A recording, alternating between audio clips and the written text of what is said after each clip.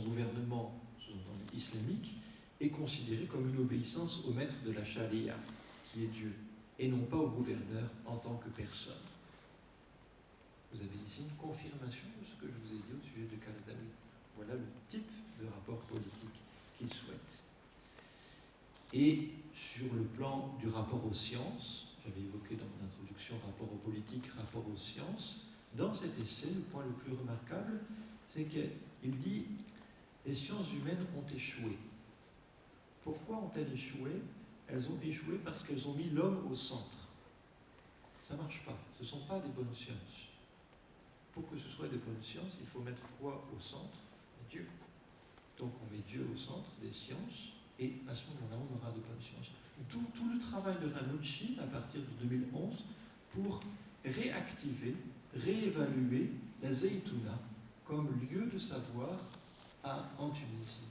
Ce qu'il a, pour l'instant, en partie échoué à faire, mais c'est son projet.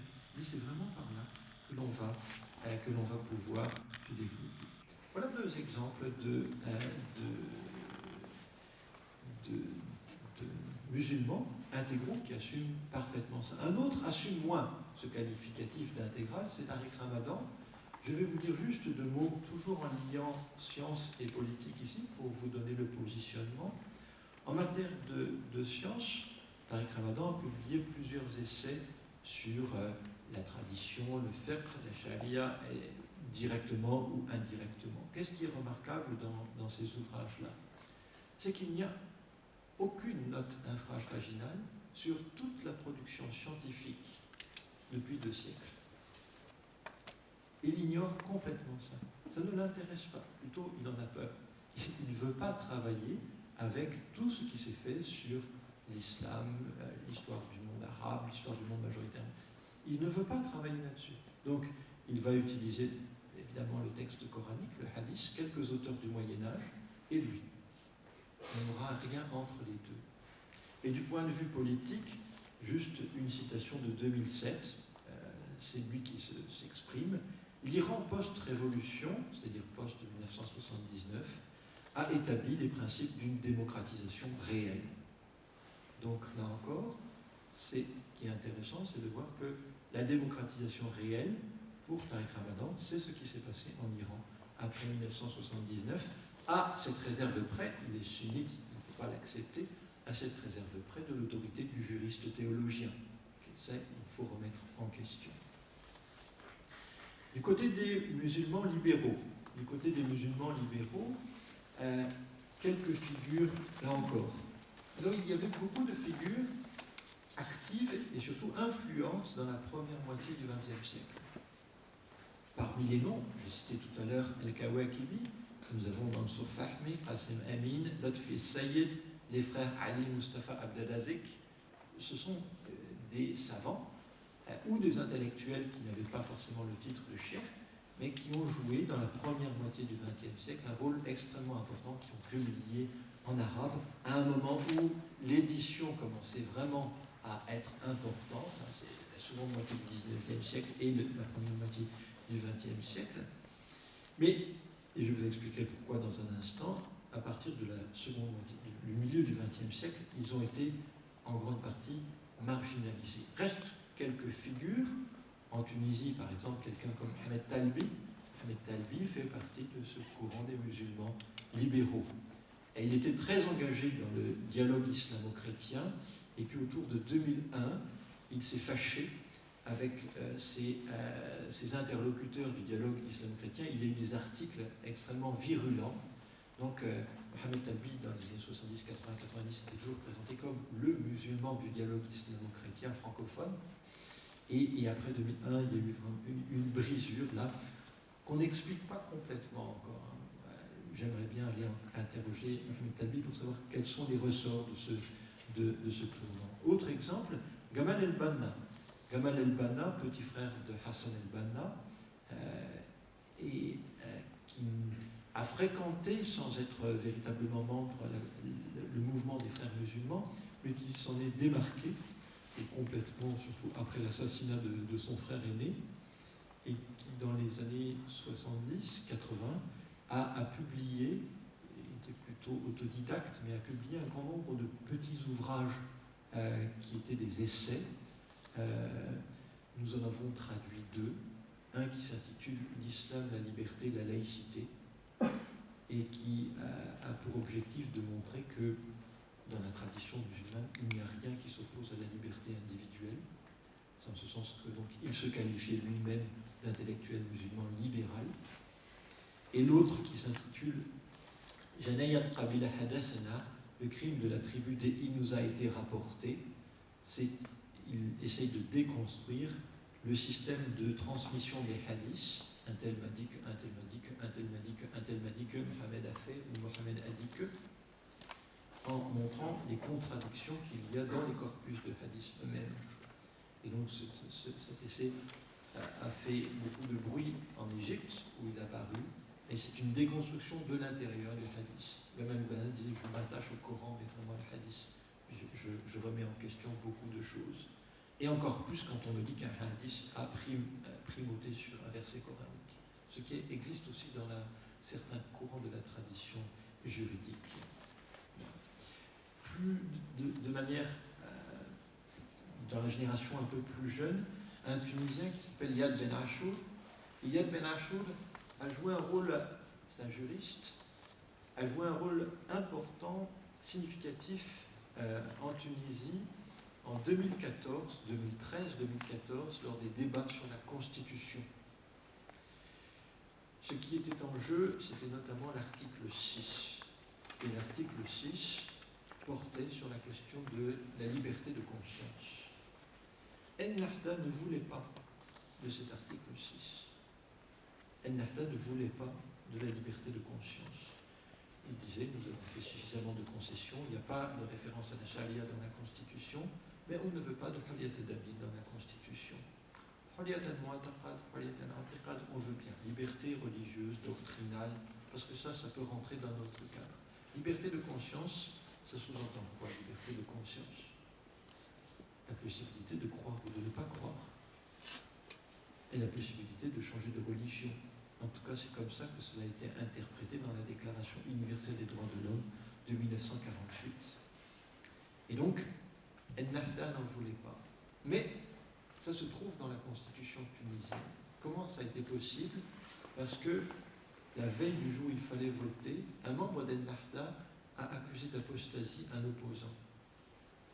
Et cette tension qui a été créée au sein de l'Assemblée nationale constituante tunisienne a fait qu'une partie des supporters d'Ennahda sont passés de l'autre côté en disant si on continue à s'apostasier comme ça, avec derrière la possibilité de se tuer, bien sûr, il y avait déjà eu 2 meurtres de personnalités en Tunisie, alors ça n'ira plus. Donc ils ont fait passer l'article 6 qui comprend d'une part la liberté de conscience et d'autre part l'interdiction de takfiriser. L'interdiction de dire toi tu es un kafir, toi tu es un mécréant. Ce qui, pour les opposants à cet article, et notamment dans les rangs d'Ennahda, a été mais vous êtes contradictoire avec vous-même. Vous dites liberté de conscience, mais vous nous interdisez de takfiriser. Et il y a eu un débat là-dessus, finalement l'article est passé comme ceci. Alors, j'aborde mon dernier temps. Comment est-on passé je parle du milieu de l'intelligentsia, de ces producteurs de discours en milieu musulman, comment est-on passé d'un moment où il y avait une parole libérale forte à un moment, qui est encore le moment dans lequel nous vivons, où il y a une parole intégrale forte. Le tournant, je vous l'ai dit tout à l'heure, c'est la fin des années 50. Le contexte, vous le connaissez, c'est un contexte de décolonisation.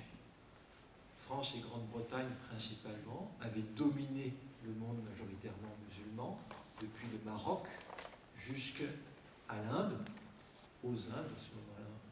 Et il y a, dès les années 40, puis dans les années 50, et enfin jusqu'en 62 pour l'Algérie, un mouvement de décolonisation qui conduit pas simplement à repousser par les armes, dans le cas par exemple de l'Algérie, qui a été le conflit sans doute le plus violent, qui consiste à dire, non seulement je te repousse, mais je te renvoie aussi ce avec quoi tu es venu, c'est-à-dire tes idées, tes concepts, ton droit, etc. Ça ne s'est pas passé tout à fait comme ça, parce qu'une grande partie du patrimoine a été maintenue. Mais une partie aussi a été rejetée. Au sens où ce n'est pas moi.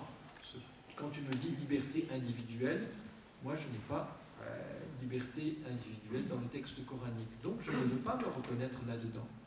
Ça, c'est une partie des courants forts qui a essayé de repousser tout ce qui pouvait venir, tout ce qui avait pu venir avec la colonisation. En Égypte, un des acteurs clés, c'est un cheikh d'El-Azhar qui s'appelait Mohamed El-Bahi. Mohamed El-Bahi a publié un essai qui a été traduit et surtout réédité au moins à cinq reprises, qui s'intitule « La pensée islamique moderne et son lien avec la colonisation occidentale ». Il reprend un certain nombre de figures de l'islam libéral de la première moitié du XXe siècle. Et il dit, celui-là, par exemple, Taha Hussein, écrivain égyptien, c'était des collaborateurs de la colonisation occidentale. Et en rejetant la colonisation occidentale, il rejette aussi tous ceux qui ont coopéré avec eux et leurs pensées. Or, Taha Hussein disait, l'Égypte est un pont entre le nord et le sud de la Méditerranée. Il faut certes avoir tout le patrimoine de langue arabe, mais en Égypte, on était aussi des Grecs. L'Égypte hellénistique, c'est 3 siècles. Donc il faut aussi récupérer pour nous le patrimoine grec, et puis le patrimoine pharaonique, etc.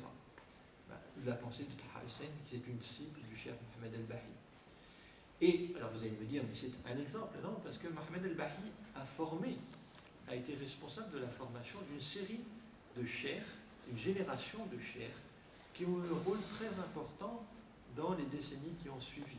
Le cheikh Sha'arawi, le cheikh Kardawi dont je vous ai parlé tout à l'heure, le cheikh Ghazali et autres. Et ces cheikhs ne sont pas restés uniquement en Égypte. Par exemple, en Algérie, après l'indépendance, au moment de l'arabisation, on a fait venir des cheikhs égyptiens. Par exemple, le cheikh Ghazali. Le cheikh Ghazali a, pour vous donner son positionnement par rapport à la tradition musulmane, au moment de l'assassinat de Falak Foda, il a justifié le geste des assassins parce que Falak Foda a été considéré comme un apostat. Voilà un cheikh qui a formé beaucoup de gens en Algérie. Et un cheikh dont se réclamait le fils à la fin des années 80 et dans les années 90, le Front islamique du salut. Voilà, si vous voulez, ce qui explique le déportement, le passage d'une tendance libérale majoritaire dans les milieux de l'intelligentsia à une tendance intégrale majoritaire. Ajoutez à cela le poids de plus en plus important sur le plan économique des pétromonarchies et en particulier de l'Arabie saoudite. Le wahhabisme avait émergé une première fois à la fin du XVIIIe siècle et au début du XIXe siècle. La pensée de Mohamed Abd el-Wahhab avait été mise par écrit et elle avait été discutée à Kérouan, à Tunis, mais aussi à Fès, à Karawin de Fès et autres. Et à ce moment-là, à quelques exceptions, en particulier au Maroc, à quelques exceptions, les ulémas du Maghreb, par exemple, avaient rejeté le wahhabisme. Dans ce qui n'était pas encore l'Irak, les wahhabites avaient attaqué des lieux considérés comme saints par les chiites, à la fin du XVIIIe, au début du XIXe siècle. Ce wahhabisme, à ce moment-là, était donc une marge de l'islam. Mais avec les pétrodollars, dans les années 50 et plus encore dans les années 60 et 70, le wahhabisme peut s'appuyer sur une force financière absolument considérable. Et l'Arabie saoudite crée la Ligue islamique mondiale, organise l'organisation de la conférence islamique qui est devenue l'organisation de la coopération islamique, c'est-à-dire s'est défini un certain nombre d'outils internationaux qui lui ont permis de faire passer un certain nombre de positionnements. Alors, est-ce qu'il y a un lien entre la pensée des frères musulmans et la pensée wahhabite? Il y a des liens. Il y a des liens étroits qui ne sont pas simplement des liens idéologiques, mais ce sont des liens qui peuvent être des liens financiers. Par exemple, juste en amont des frères musulmans, quelqu'un comme Rachid Lida, qui a servi de référence à Hassan el-Banna ensuite, il a été édité au Caire avec des fonds qui venaient du jeune, ce qui n'était pas encore le royaume saoudien, mais juste après la victoire de Ibn Saoud sur le shérif de la Mecque, Hussein. Et donc on a un lien ici étroit. Et ensuite les wahhabites ont dit aux frères musulmans, vous pouvez vous déployer à peu près partout, sauf chez nous. Donc ce sont des frères, si vous voulez, et une répartition des tâches. Parfois ils sont frères ennemis. Et les frères musulmans ont trouvé un appui beaucoup plus fort au Qatar depuis. Et le Qatar a développé, surtout à partir des années 90 et 2000 cette fois-ci, une pensée qui est très proche de celle des frères musulmans. Ceci a été favorisé, et le développement de ce courant-là a été favorisé par un troisième facteur. Et ce facteur-là, c'est l'échec des modèles économiques et politiques post-indépendance. Premier exemple, l'exemple de Nasser. Nasser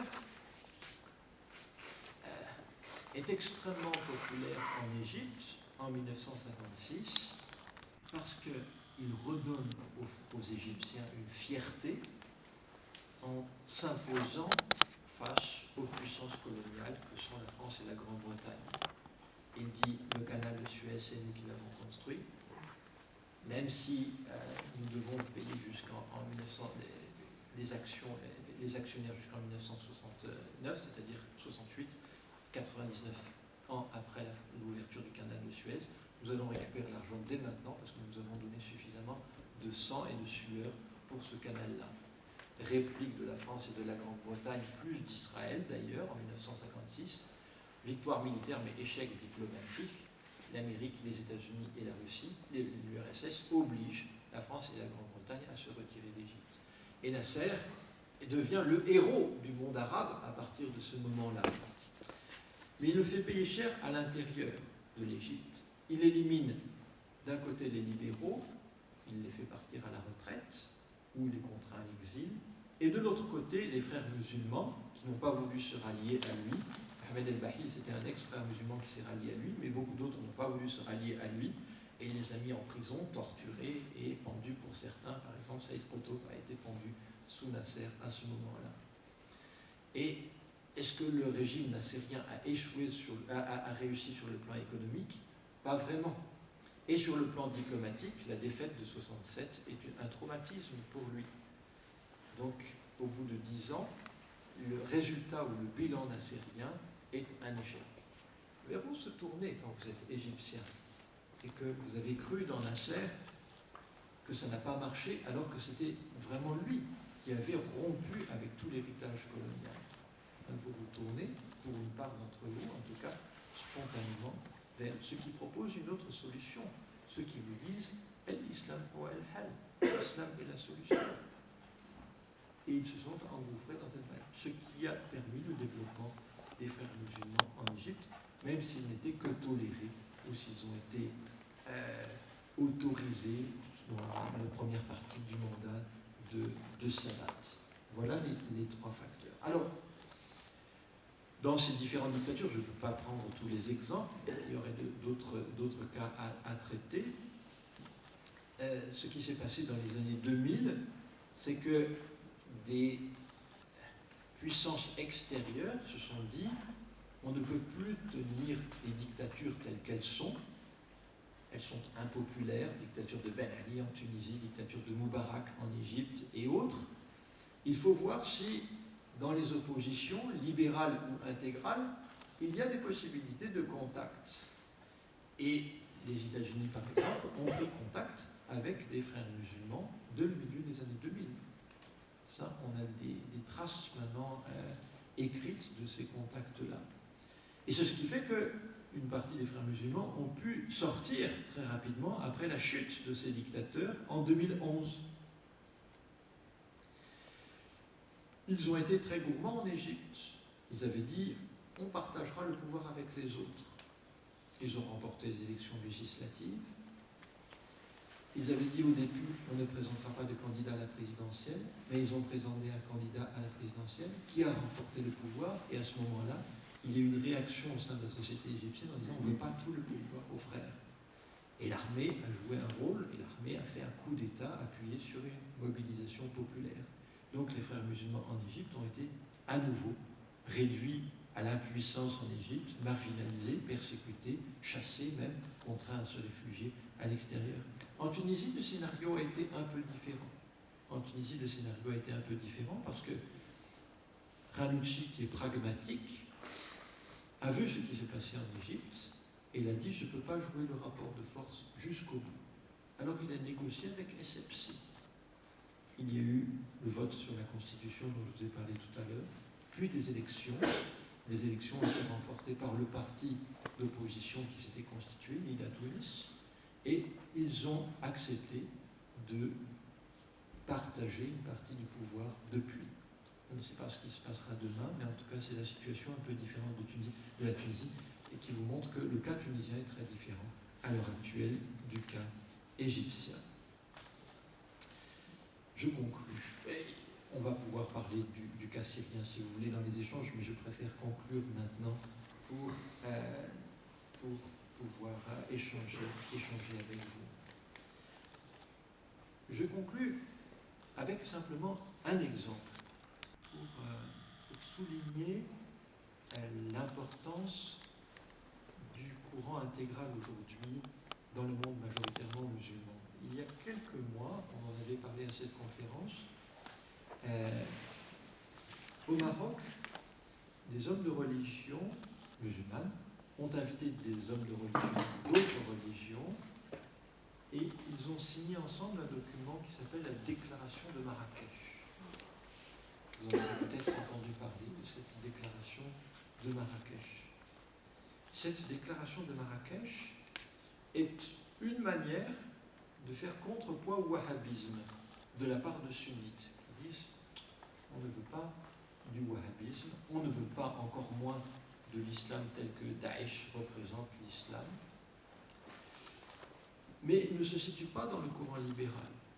Ils disent nous devons avoir une référence. Et la référence qu'ils promeuvent dans cette déclaration de Marrakech, c'est ce qu'ils appellent le pacte de Médine.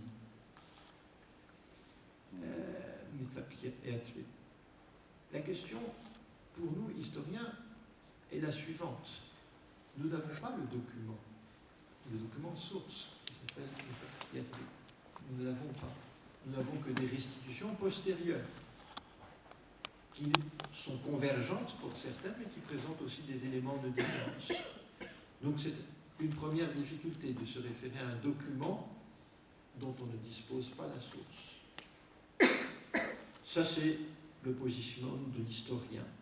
Après, il y a des discussions au sujet de est-ce qu'aujourd'hui, dans les sociétés, ça concerne les sociétés majoritairement musulmanes, est-ce qu'aujourd'hui, dans les sociétés majoritairement musulmanes, il faut s'appuyer sur un texte considéré comme étant du 7e siècle, ou est-ce qu'il faut faire autre chose, s'appuyer sur d'autres documents là?